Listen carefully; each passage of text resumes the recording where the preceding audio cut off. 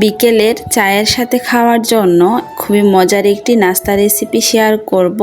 এই নাস্তাটি আপনারা যখন তখন বানাতে পারবেন। যখন চা খেতে ইচ্ছে করবে, বাসায় চা দিয়ে খাওয়ার জন্য কিছু থাকবে না, তখনই কিন্তু এই রেসিপিটি আপনারা বানিয়ে নিতে পারবেন। আর এই রেসিপিটা বানিয়ে আপনারা কয়েকদিন রেখেও খেতে পারবেন। হ্যালো এভরিওয়ান, আসসালামু আলাইকুম। সবাই কেমন আছেন? আশা করি সবাই আল্লাহর রহমতে সুস্থ আছেন, ভালো আছেন।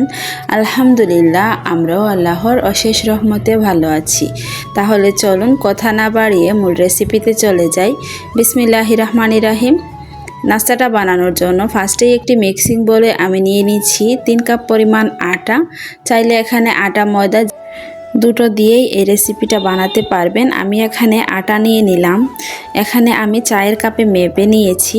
আপনারা মেজারমেন্ট কাপ না থাকলে আমার মতো এভাবে চায়ের কাপ মেপে কিন্তু এই মেজারমেন্টগুলো ফলো করে নেবেন। এতে করে দেখবেন নাস্তাগুলো কিন্তু খুবই সফট হবে আর খুবই পারফেক্ট হবে। তো এখানে আমি 3 কাপ পরিমাণ আটা নিয়ে নেওয়ার পর দিয়ে দিচ্ছি এখানে আমি চিনি হাফ কাপ পরিমাণ। এখানে আমি হাফ কাপ পরিমাণ চিনি ব্যবহার করেছি। আপনারা যতটা মিষ্টি খেতে পছন্দ করেন আপনাদের পরিমাণ অনুযায়ী এখানে চিনিটা ব্যবহার করবেন। আর এখানে আমি ব্যবহার করব ইস্ট, দিয়ে দিয়েছি 1 চা চামচ পরিমাণ। 3 কাপ আটার জন্য এখানে আমি 1 চা চামচ পরিমাণ ইস্ট ব্যবহার করেছি।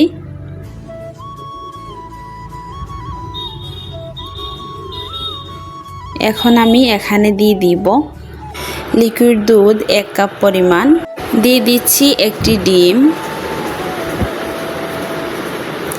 এখানে আমি একটি ডিম দিয়ে দিচ্ছি। আপনারা যদি ডুটা মাখাতে মনে করেন আরও একটি ডিম লাগবে তাহলে দিতে পারেন, আর ডিমটা না দিতে চাইলে এখানে আরও কিছুটা লিকুইড দুধ দিয়ে এই ডুটা তৈরি করে নিতে পারবেন। এখন আমি হাতের সাহায্যে ডুটা মাখিয়ে নিব। হাত দিয়ে মাখাতে আমার কাছে বেশি সুবিধা মনে হয়েছে।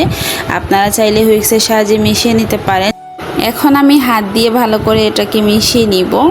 মিশিয়ে নেওয়া হয়ে গেলে আমি এটাকে একটা ডুয়ে পরিণত করব। হাত দিয়ে মথে এটাকে আমি একটা স্টিকি ডু তৈরি করে নিচ্ছি। দেখুন এখন হাতের মধ্যে লেগে আসছে। এর জন্য এখানে আমি 2 টেবিল চামচ পরিমাণ সয়াবিন তেল ব্যবহার করেছি। সয়াবিন তেল দিয়ে আবারও এটাকে ভালো করে মথে নিতে হবে। আর এই ডুটাকে ভালো করে মথে নিলেই কিন্তু নাস্তাগুলো পারফেক্ট হবে। ভালো করে মথে নেওয়া হয়ে গেলে আমি এটাকে রেস্টে রেখে দিব 30 মিনিটের জন্য। চাইলে এটাকে আপনারা একটা গরম জায়গায় রেখে দিতে পারেন। এতে করে ডোটা অ্যাক্টিভ হয়ে যাবে খুবই তাড়াতাড়ি করে, আর নাস্তাটা বানাতেও সহজ হবে। দেখতে পাচ্ছেন ডোটাকে আমি একটা প্যারা শেপ দিয়ে এভাবে অল্প একটু তেল মাখিয়ে ঢাকনা দিয়ে ডেকে রেখে দিব 30 মিনিটের জন্য। 30 মিনিটের মধ্যেই কিন্তু এই ডোটা ফুলে একদমই বড় হয়ে যাবে।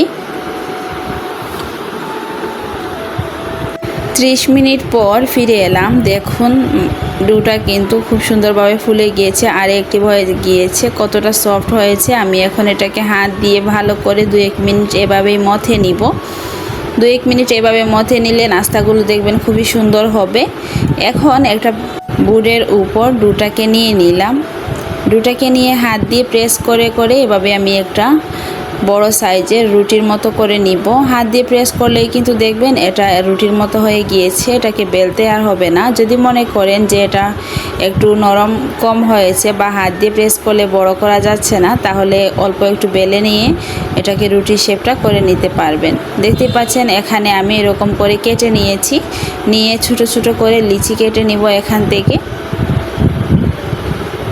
এই নাস্তাটা বানানো কিন্তু খুবই সহজ। ভিডিওর এই পর্যন্ত এসে যারা একটি লাইক দিতে ভুলে গিয়েছেন, অনুরোধ করব একটি লাইক দিয়ে সম্পূর্ণ ভিডিওটি কন্টিনিউ করবেন। আর আমার চ্যানেলে যদি নতুন হয়ে থাকেন, আমার ভিডিওর কোনো অংশ আপনাদের কাছে ভালো লাগে, তাহলে প্লিজ আমার চ্যানেলটিকে সাবস্ক্রাইব করে পাশে থাকা বেল আইকনটি অলে প্রেস করে রাখবেন। এতে করে আমি নতুন কোনো ভিডিও আপলোড করার সাথে সাথেই নোটিফিকেশন আপনাদের কাছে পৌঁছে যাবে। দেখতে পাচ্ছেন এখানে আমি এগুলোকে ছোট ছোট এরকম লিচি শেপ করে একটা রুমালের সাহায্যে 10 মিনিটের জন্য রেস্টে রেখেছিলাম। 10 মিনিট পর এটা কিন্তু একদমই সেট হয়ে গিয়েছে, মানে অনেকটাই নরম হয়ে গিয়েছে। এখন আমি এগুলো দিয়ে নাস্তার শেপটা দিয়ে নিচ্ছি। নাস্তার শেপটা দেওয়া কিন্তু খুবই সহজ। আমি হাতের মধ্যে নিয়ে এটাকে প্রথমে লম্বা করে নিচ্ছি, তারপর হাত দিয়ে একটু চাপ দিয়ে চেপটা করে এই নাস্তাগুলো বানিয়ে নিচ্ছি। আপনারা চাইলে এটাকে অন্য ডিজাইনেও বানাতে পারেন আপনাদের পছন্দ মতো। আমি এভাবেই বানিয়ে নিলাম। এখন সবগুলো নাস্তা বানানো হয়ে গেলে আমি এগুলোকে তেলে ভেজে নিব।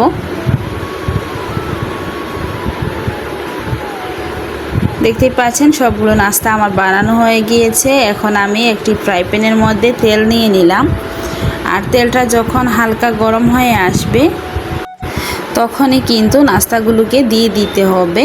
তেলটা বেশি গরম করে নাস্তাগুলো দিতে গেলে নাস্তাগুলো কিন্তু দ্রুত কালার চলে আসবে, আর ভিতরটা নাস্তাগুলো সুন্দরভাবে কুক হবে না। এর জন্য তেলটা হালকা গরম থাকতে থাকতেই নাস্তাগুলোকে তেলের মধ্যে দিয়ে দিতে হবে। দেখতেই পাচ্ছেন আমি একে একে করে সবগুলো নাস্তা দিয়ে দিচ্ছি তেলের মধ্যে। নাস্তার এক পাশটা ভাজা হয়ে গেলে এটাকে আমি উল্টিয়ে দিব, আর 2-1 মিনিটের মধ্যেই কিন্তু নাস্তার এক পাশে কালার চলে আসবে। চুলার আঁচটাকে কমিয়ে রেখে এই নাস্তাগুলোকে ভেজে নেবেন। দেখবেন নাস্তাগুলো ভিতর পর্যন্ত খুবই সুন্দরভাবে কুক হবে, আর উপরে খুবই সুন্দর একটা ব্রাউন কালার আসবে। দেখতে পাচ্ছেন নাস্তাগুলো কতটা ফুলে গিয়েছে, ফুলে অনেকটা ডবল হয়ে গিয়েছে নাস্তাগুলো। এখন আমি একে একে নাস্তাগুলোকে তেল জড়িয়ে উঠিয়ে নিব, আর এই নাস্তাগুলোকে আমি 2 ভেজে নিয়েছিলাম। দেখতে পাচ্ছেন এখন আমি আরেকটি ব্যাচ দিয়ে দিচ্ছি। এই ব্যাচে আমি অনেকগুলো নাস্তা একসাথে দিয়ে ভেজে নিব। দেখতেই পাচ্ছেন নাস্তাগুলো কতটা ফুলকো হয়েছে, আর এই নাস্তাগুলো খেতে কিন্তু খুবই মজার হয়ে থাকে। বিকেলে চায়ের সাথে অথবা ব্রেকফাস্টে বাচ্চাদের টিফিনেও কিন্তু এই নাস্তাটা আপনারা বানাতে পারেন। দেখুন মাশাআল্লাহ, আলহামদুলিল্লাহ নাস্তাটা কতটা সফট এবং স্পঞ্জি হয়েছে। আমি হাতের মধ্যে এভাবে একটু চাপ দিলেই কিন্তু নাস্তাটা আবার আগের শেপে চলে আসছে। এখন আমি এখানে চা দিয়ে নাস্তাগুলোকে খাবো। এর জন্য একটা কাপের মধ্যে চা নিয়ে নিলাম। এখন আমি এখান থেকে একটা নাস্তা খেয়ে আপনাদের সাথে শেয়ার করব। নাস্তাটা কিন্তু সত্যি খেতে অসাধারণ লাগে। আপনারা একবার হলেও বাসায় ট্রাই করে দেখবেন। এই নাস্তাগুলো বানিয়ে এটার মধ্যে কিছুটা ক্রিম লাগিয়ে আপনারা চাইলে বাচ্চাদের টিফিনে দিতে পারেন। দেখবেন বাচ্চাদের টিফিন বক্সটা একদমই ফাঁকা আসবে। তো এই ছিল আমার আজকে বিকেলে চায়ের সাথে খাওয়ার জন্য খুবই মজার একটি নাস্তার রেসিপি। আপনাদের কাছে কেমন লাগলো প্লিজ কমেন্ট করে জানাবেন। যদি ভালো লাগে তাহলে প্লিজ আমার ভিডিওটি ফ্রেন্ডস অ্যান্ড ফ্যামিলির সাথে শেয়ার করে দিবেন। সবাই অনেক বেশি ভালো থাকবেন, সুস্থ থাকবেন। দেখা হবে পরবর্তী কোনো ভিডিওতে। আল্লাহ হাফেজ, আসসালামু আলাইকুম।